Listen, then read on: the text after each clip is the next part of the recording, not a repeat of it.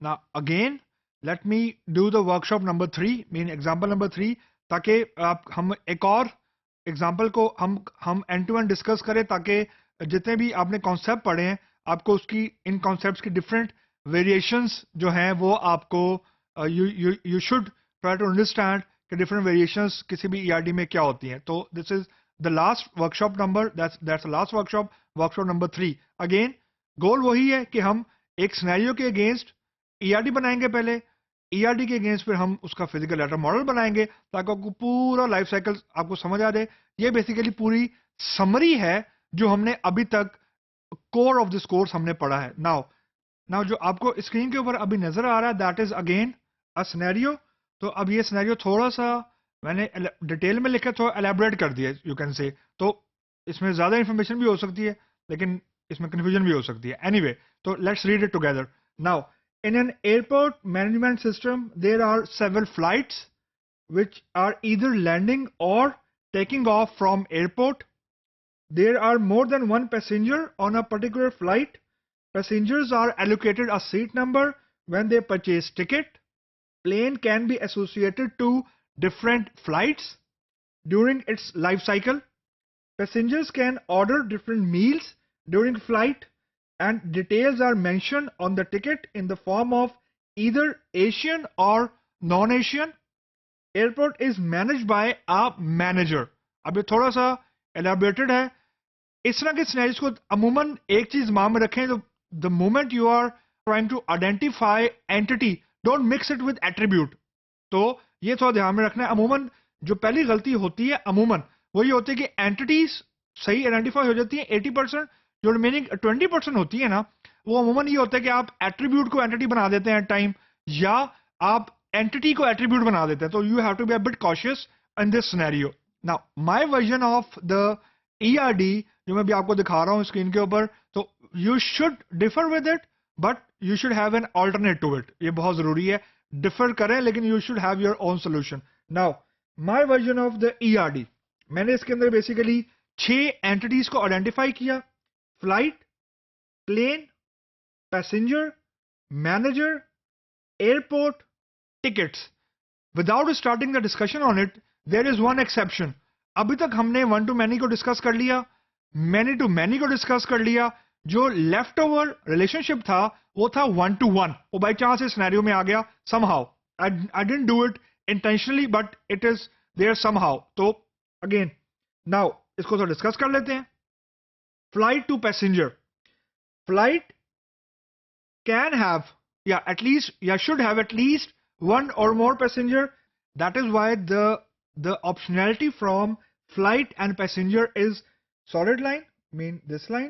And क्योंकि एक flight में एक यानी कम से कम एक पैसेंजर जरूर होगा, तो it is at least it will be having one or more. Maximum कितने हैं वो हमें नहीं पता. That's why the cardinality of flight on the passenger is many.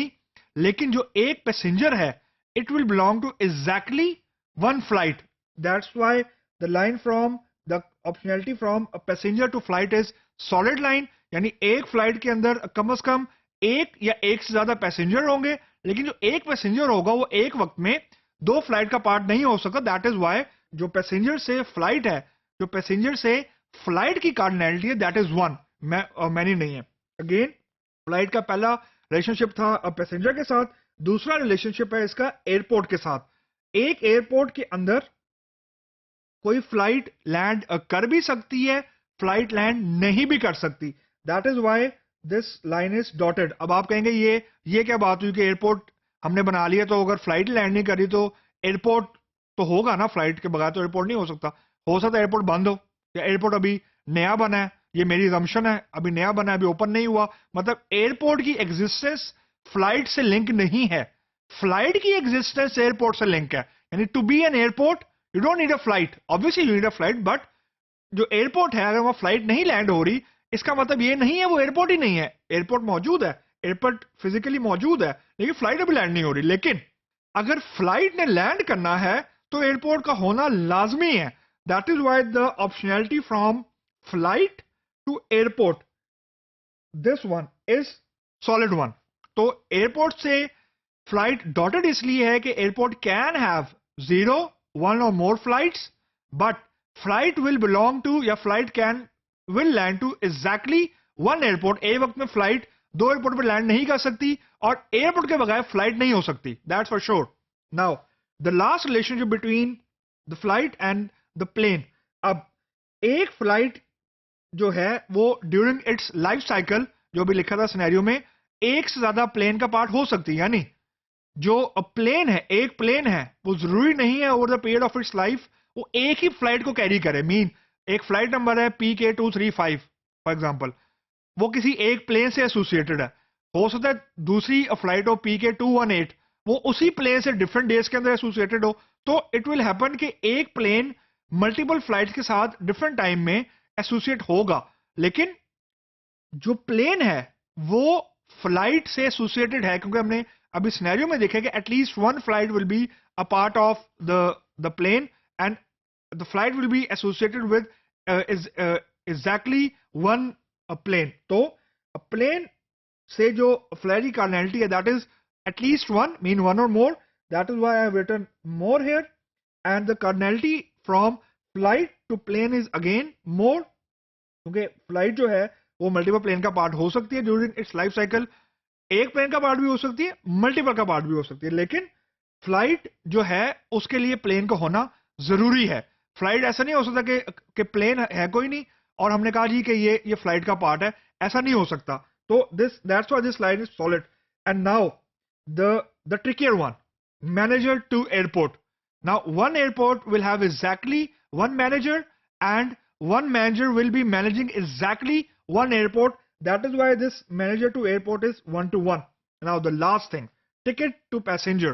Passenger will have at least one ticket, यानी एक पैसेंजर एक से ज्यादा टिकट भी ले सकता है, और लेकिन जो एक टिकट परचेज हो गया है वो एग्जैक्टली एक पैसेंजर को होगा. That is why the cardinality here is one. अब जो वो सीट नंबर और मील वाली चीज थी, बहुत सारे स्टूडेंट्स इसको मिक्स कर देंगे सीट नंबर को कि whether it is an attribute और एंटिटी.